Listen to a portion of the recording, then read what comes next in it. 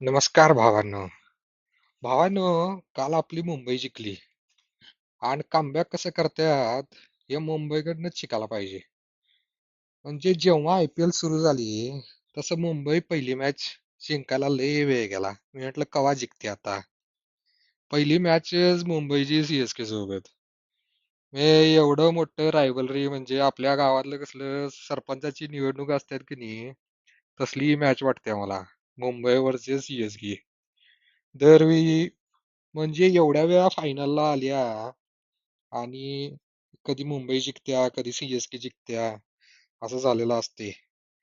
जसं गावामध्ये दोन्हीकडे कसं सरपंचाच्या इलेक्शनला चुरशीनं लढत्यात तसंच मुंबई आणि चेन्नईच्या मॅचचं असते.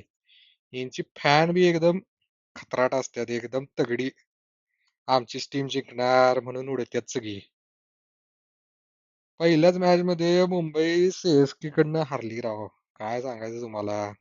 नंतर काय गुजरात टायटन्स म्हणजे आपला प्रिन्स भाऊ शुभमन गिल कडनं पण हारली. मला वाटलं आता मागच्या वर्षी सारखं मुंबई लास्टलाच पोचत्या. शेवटचा नंबर एकदम. आता काय या वर्षी काय IPL आपलं नाही असंच वाटत होतं. पण तिसऱ्या मॅच मध्ये जरा काहीतरी थोडंसं काहीतरी मुंबईनं कमबॅक केलं. आपला नवीन हिरा एक आलेला अश्विनी कुमार भाऊ त्याच्यामुळं KKR ला जास्त काय रनच करता आलं नाही आणि त्यांची ती ऑल आउट करून मुंबईने ती मॅच निवांत जिंकली. म्हणजे कशी 8 विकेटने. मग मला वाटले की आता भाऊंचं कमबॅक झाले पण नंतर काय बघतोय काय LSG आणि आपली LSG म्हणजे लखनौची टीम एकदम फेमस. त्याचा मालक बी लई फेमस आहे म्हणे. आणि नंतर काय RCB कडनं एकदम टाईट मॅच मध्ये हारली. म्हणजे मला असं वाटालतं की आता जिंकत्या जिंकत्या पण शेवटी काहीतरी घोळ झाला आणि मॅचच गेली. मग नंतर एका भावाची एका हिरोची एंट्री झाली. जसं आपण ते साऊथ इंडियन मूवी मध्ये बघतोय की नाही. एक हिरो येतोय आणि मग सगळ्या विलनच्या दांड्या गुल करतोय. तसा एक क्रिकेट मधला बाहुबली, एक काय म्हणतात लई दिवसापासून एक वाघ जखमी झालेला त्याच्यामुळे काय खेळू शकत नव्हता. पण त्यो RCBच्या मॅच मध्ये त्यो आला.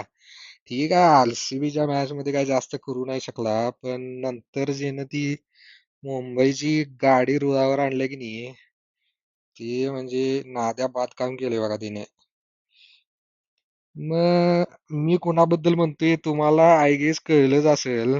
त्यो म्हणजे आपला जसप्रीत बुमराह. बुमराह बुमराह RCB बरोबरच्या मॅच मध्ये म्हणजे जास्त काही करू नाही शकला पण नंतरच्या मॅच मध्ये भावनं काय कमालच केल्या. समोरच्या टीमच्या दांड्या कशा गुल करायच्या हे बुमराह भाऊला बरोबर जमते बघा. जसा बुमराह आला तसं सर्व काय बदलायला लागलं. आधी रोहित पण चालत नव्हता पण रोहितनं पण प्रॅक्टिस केली आपल्या नायर साहेबांसोबत. नायर नायर टीचर.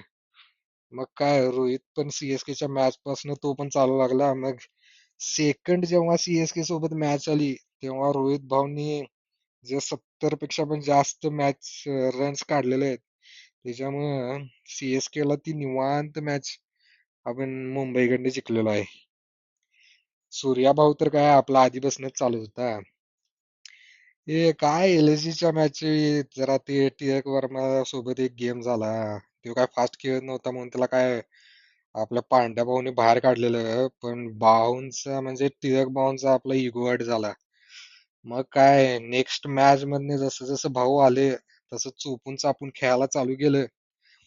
RCB मॅचच्या वेळी तर मला वाटलेलं की टिळक वर्मा अजून जर टिकला असता टिळक वर्मा आणि हार्दिक पांड्या तर काय RCBच्या हातातच मॅच गेली असती. पण काय भाऊ ऐन टायमाला आउट झाले मग नंतर हार्दिक पांड्या बी गेला त्याच्यामुळे काय मॅच पण हातातनं गेली.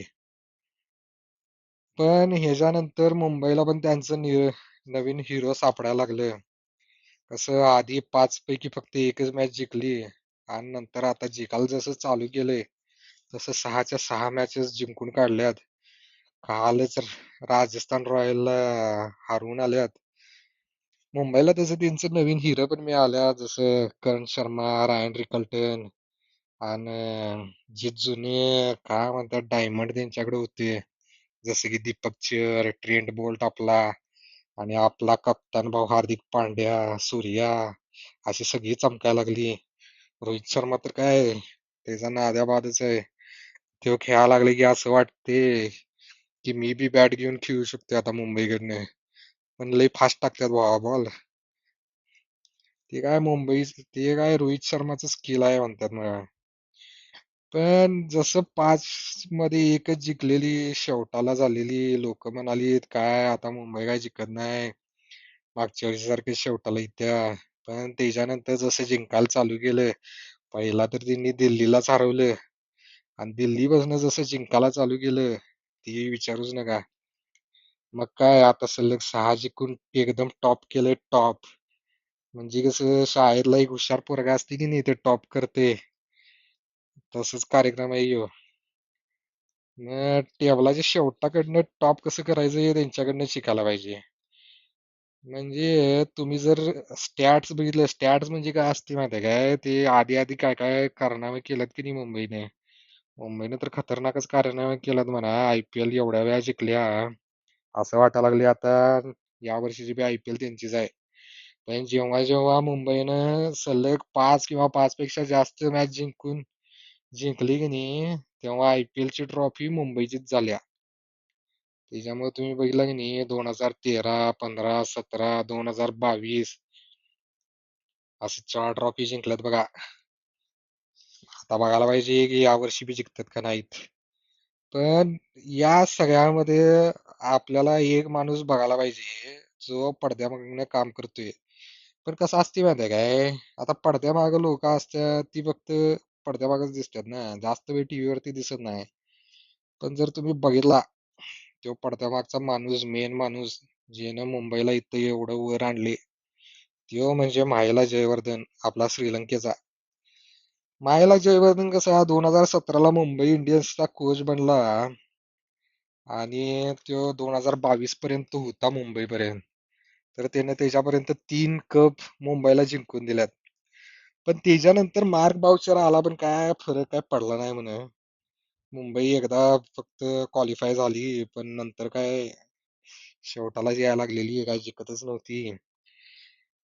पण यावर्षी अंबानी साहेबांनी ठरवलं की नाही नाही, आपल्याला तो आधीचाच माणूस आहे त्यालाच घ्यायला लागते. होय. मग त्यांनी मायला वर्धनाला परत बोलवला, म्हणाला की हे बघ, आता सगळं मुंबईचं तुझ्याकडे आहे. आधी तू आम्हाला 3 मॅचेस जिंकू दिलायस, 3 ट्रॉफी आमच्याकडे आहेत, 5 पैकी 3 तर आहेत बघ तुझ्या वेळी जिंकलेल्या. पण तूच आहेस आता आमचा, काय नाही तूच काहीतरी करू शकतोय. मग सगळी अंबानीनं मायला जयवर्धनच्या हातात दिले. मग भाऊंनी सगळं म्हणजे कुणाला रिटेन करायचं, कुणाला सोडायचं, कुणाला ऑप्शन मध्ये घ्यायचं. म्हणजे यांनी जसं कुठनं कुठनं शोधून आणल्या, ते अश्विनी कुमार, ते विघ्नेश, अरे काय मॅच फिरवतात. एकदम अशी हिरे आणल्यात त्यांनी, हिरे. पण मेन म्हणजे मला त्याच्याबद्दल हे आवडते बघा, की म्हणजे सुरुवातीच्या मॅच मध्ये जरी हारलं तरी मुंबईचा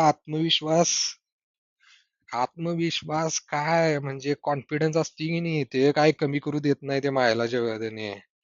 ते टिकवून ठेवते. ते म्हणजे जेव्हा सगळ्यांना असं वाटते की नाही ए मुंबई गेली, आता मुंबईचं काय होत नाही, काय 5 पैकी 4 मॅच हरल्या शेवटाला एकदम. पण तेव्हा भाऊ मागणं म्हणत असते, ऐ रुको जरा सबर करो. आणि भाऊनं नवीन कमबॅकची स्टोरी लिहिलेली असत्या, जसं की तुम्ही आता बघितलं असं 6 पैकी 6 मॅच जिंकल्यात. आता पुढं पुढं कोण कोण येतील त्यांना जरा भीतीच वाटणार आहे. आता मी तर लक्ष ठेवूनच आहे ते गुजरातच्या नेक्स्ट मॅच कडनं. कारण गुजरात तर लय मोठी टीम आहे, त्यांना तर हरवायला लागते. पण हे मला म्हणजे भायला जयवर्धन हे एकदम ग्रेट माणूस आहे, ग्रेट माणूस म्हणजे ग्रेटच. तसं बघितलं की महाभारतात एक श्रीकृष्णाचे एकदम भारी एक वाक्य आहे.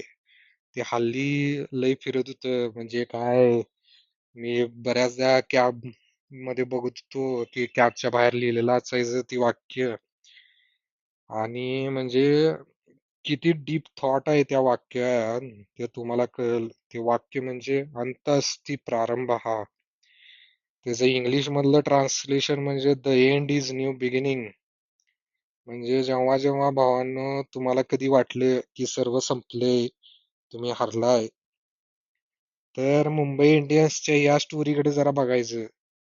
की कारण जेव्हा तुम्हाला हे वाटतं की तुम्ही हरलाय, तीच तुमच्या आयुष्याची नवीन सुरुवात असते भावांनो.